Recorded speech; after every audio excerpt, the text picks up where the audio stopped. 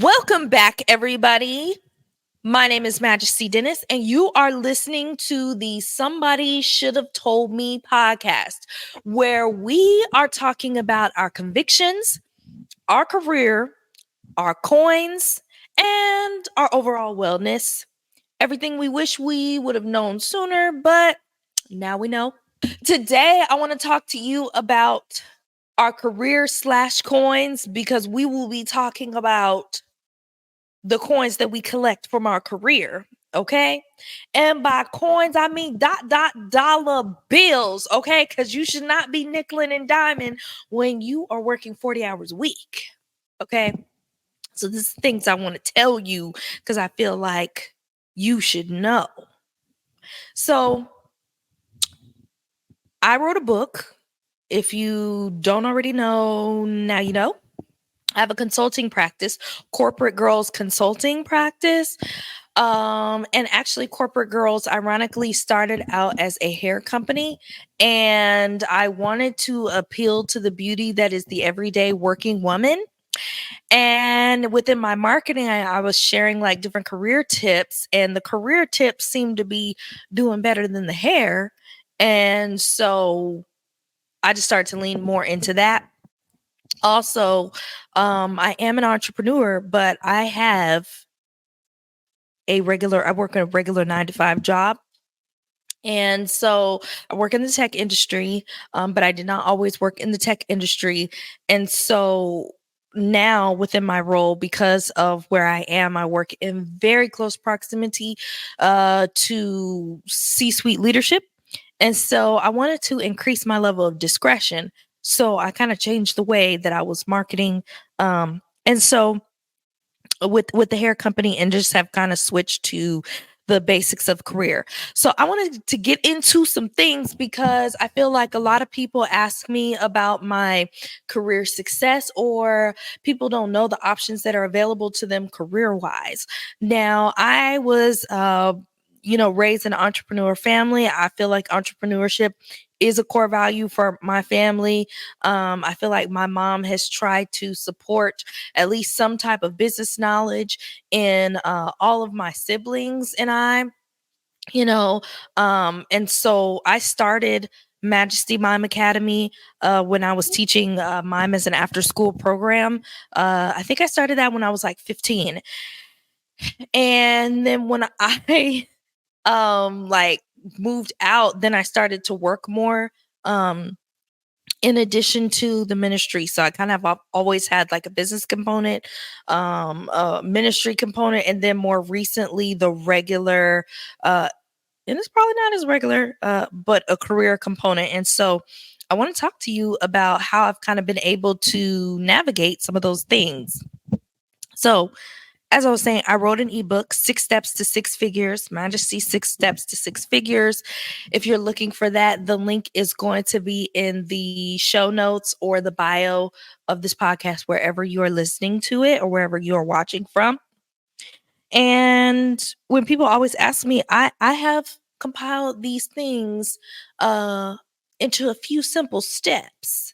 And by a few simple steps, I mean 6. See what I did there? Okay, so 6 steps to six figures. And I want to go over a couple of the steps that I feel like have helped me because let me tell you, I'm not sure at what point we'll put this episode out, but when we talk about all the constraints that purity culture has put on you, right? And all of the things that you cannot do while you have other people acting like they are your Holy Ghost enforcers and monitoring your salvation.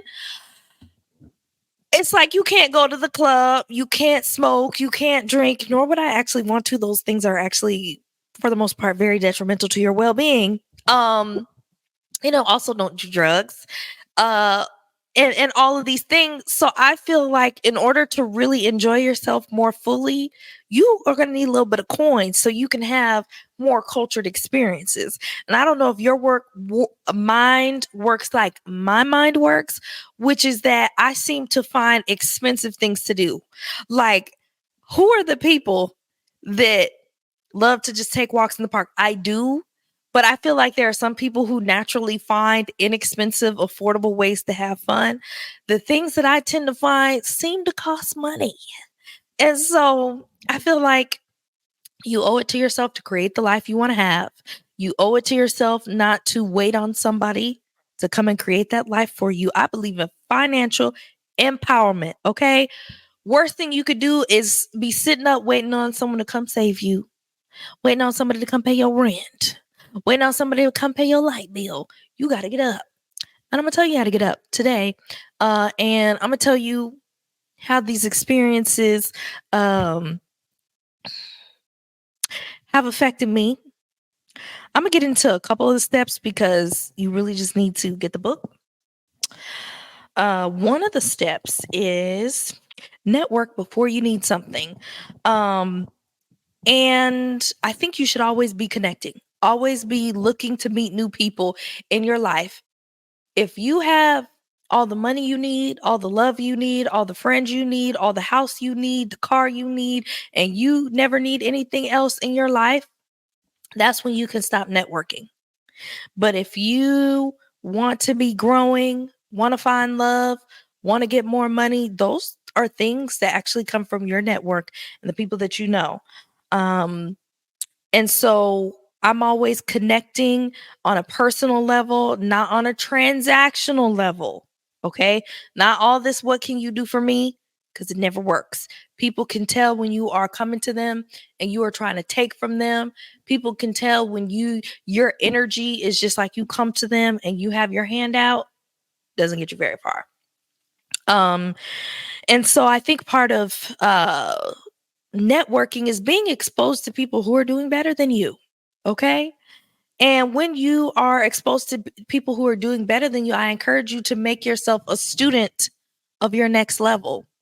If I were to walk into a room of millionaires, trust and believe I will not be talking about my baby six figures. I will be listening. I'll be taking notes. I will be trying to implement the things that I am that they are telling me.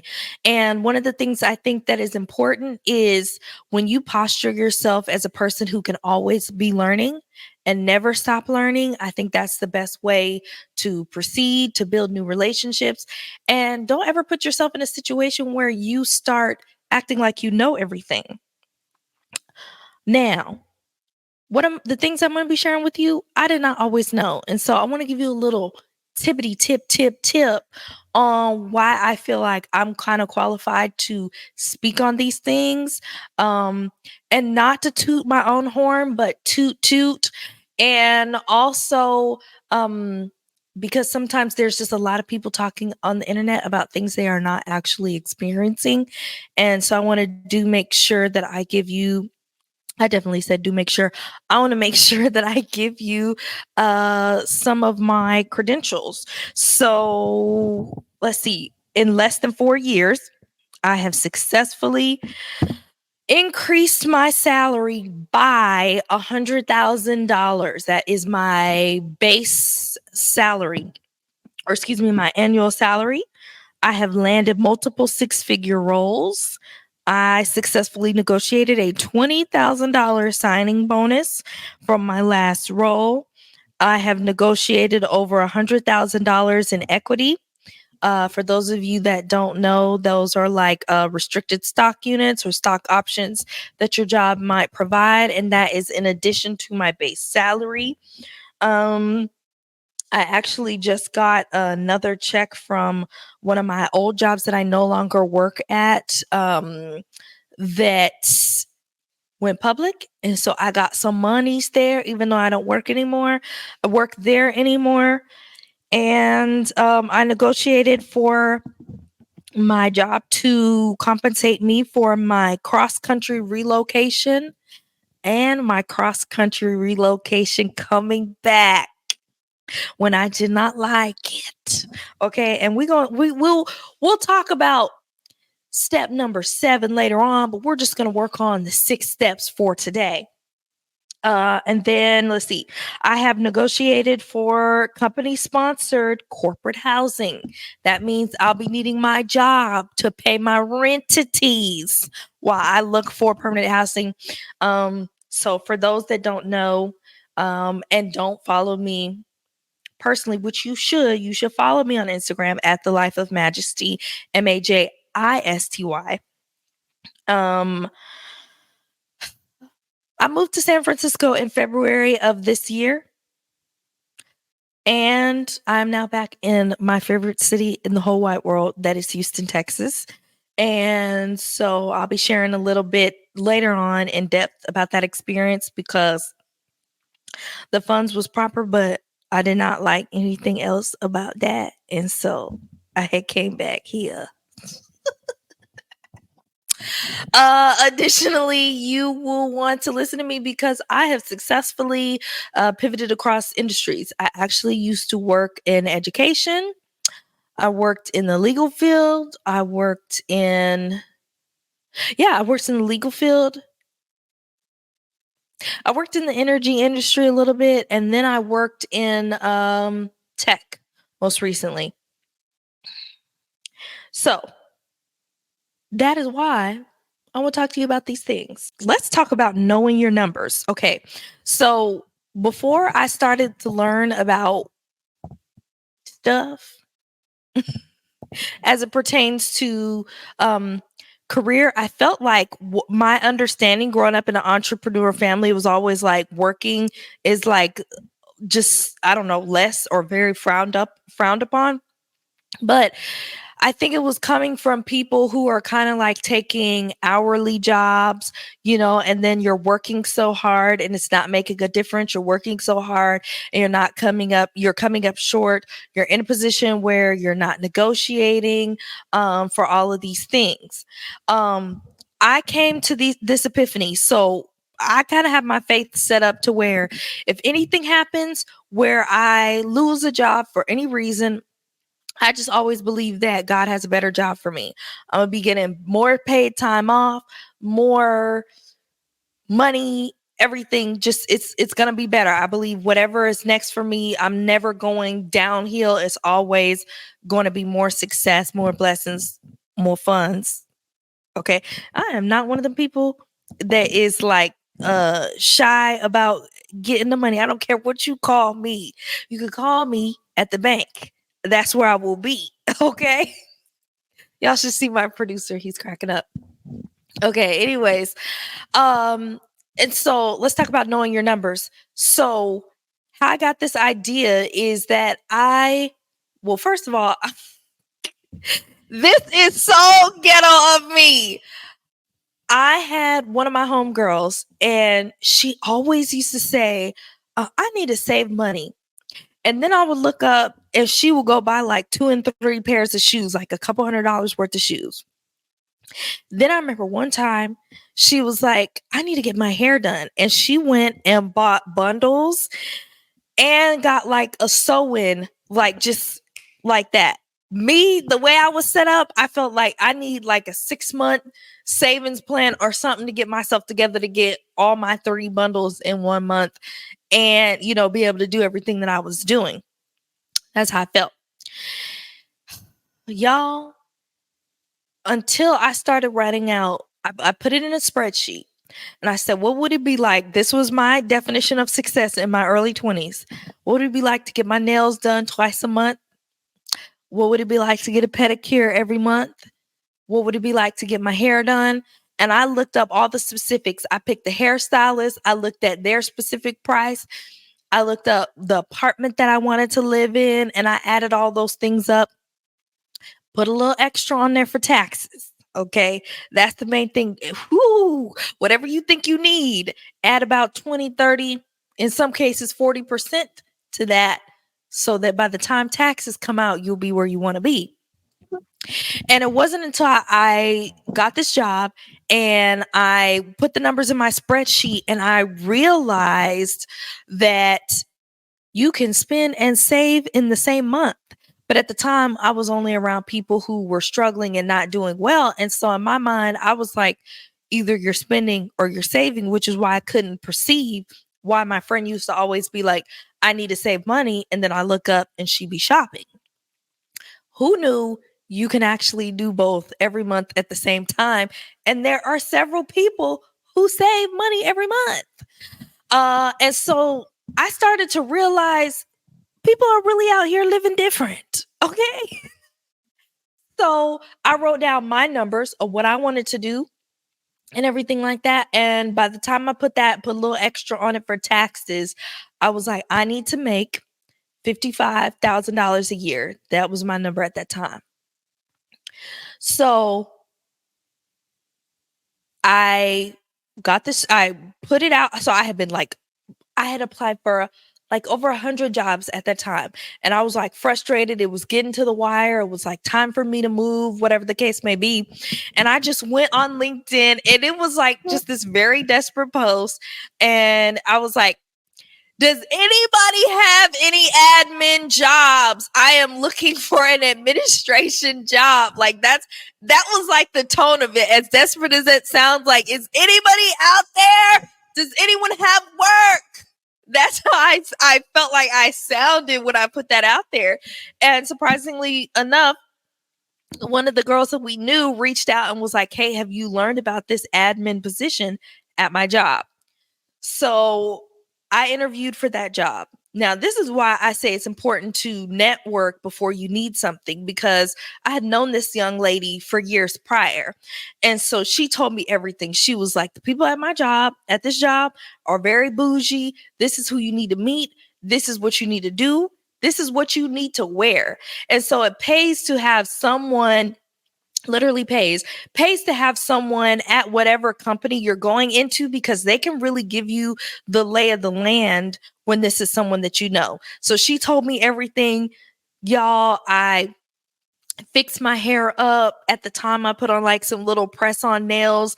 I went in there dressed like, how dare you like not pay me what I'm worth? Like, you would have thought my life was so together the way I went to this place. When I tell you, I desperately needed that job, but I didn't act desperate. And so I remember, so mind you guys, my number to live my dream life at this time is 55,000. Okay. So did what I was supposed to do. I interviewed all of these things. Everything went well. I got the offer. Y'all, I will have you know, when they gave me that job offer, they offered me $59,000. You could not tell me anything. You could not tell me I wasn't absolutely rich. Now, this is why you need somebody in your corner.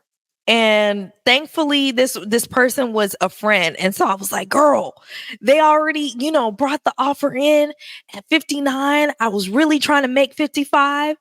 And she held me accountable. She was like, you still need to negotiate. Our counterparts will negotiate, even though, mind you, I'm above my dream number.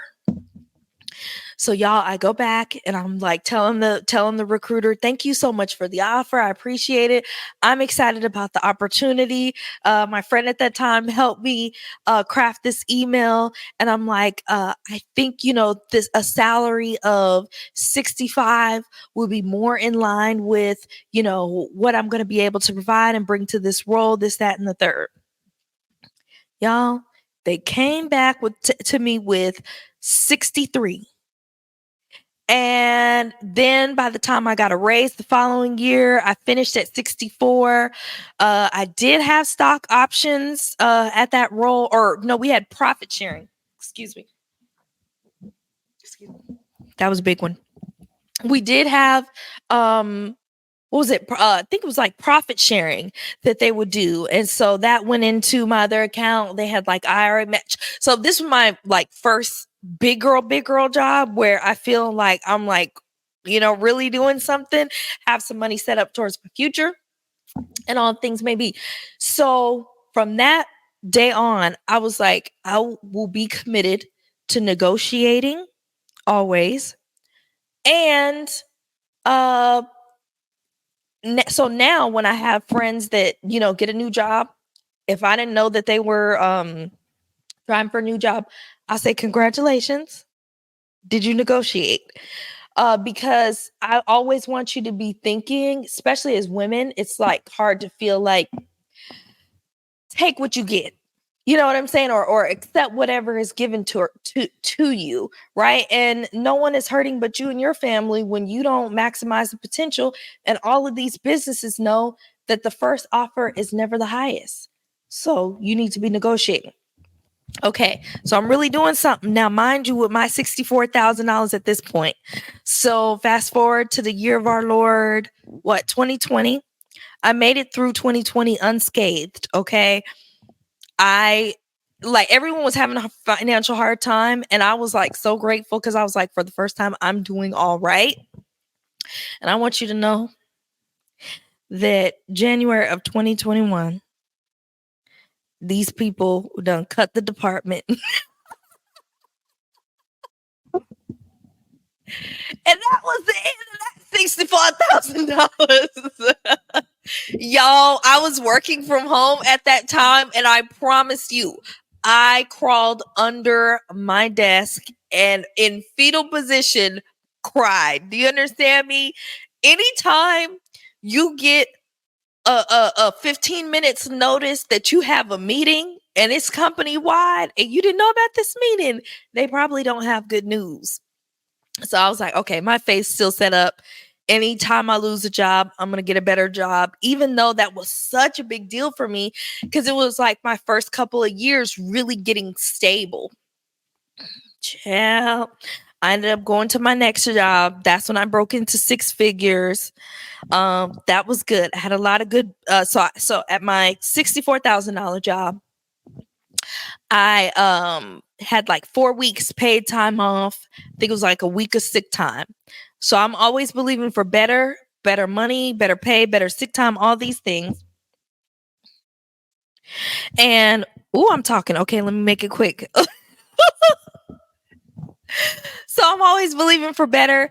Get to my 6 figure job. That was my first tech role and discovered unlimited PTO. But I think it's more about what I learned in the process of getting to my first six figure role. So I'm thinking, mind you, just as long as I go up, I'm already at a good number.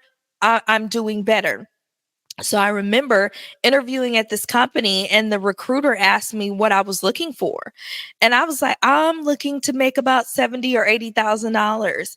Now, mind you, I'm so cute because I'm like, yeah, I'm about to get me $70,000, $80,000. That lady laughed at me. And then I did it again. And I was like telling every recruiter my number, like straight off the rip. And I remember one lady was like, yeah, we can do that. Like it was just, she was too enthusiastic about my ask. And when someone acts like they can pay you whatever you're asking too fast, you didn't ask for enough money. That's why she was so excited. So she could go tell her boss, she only needs $70,000 to $80,000. It's a highly qualified woman and only asking for 70,000. And it preceded that I was doing these phone screens and wasn't getting the job. But there was a few recruiters that literally laughed at me when I was asking for the 70,000. And it wasn't until I landed my role for 100,000 that I realized they were laughing at me because I didn't know my value. Like I was like been worth 100,000. Coworkers had been getting paid six figures for the same role, and I didn't have a clue. And so that's what the joke was, and I just didn't get it. Bet you I didn't make that mistake no more. And so I continued to discover this. So mind you, I kind of stumbled upon 100,000.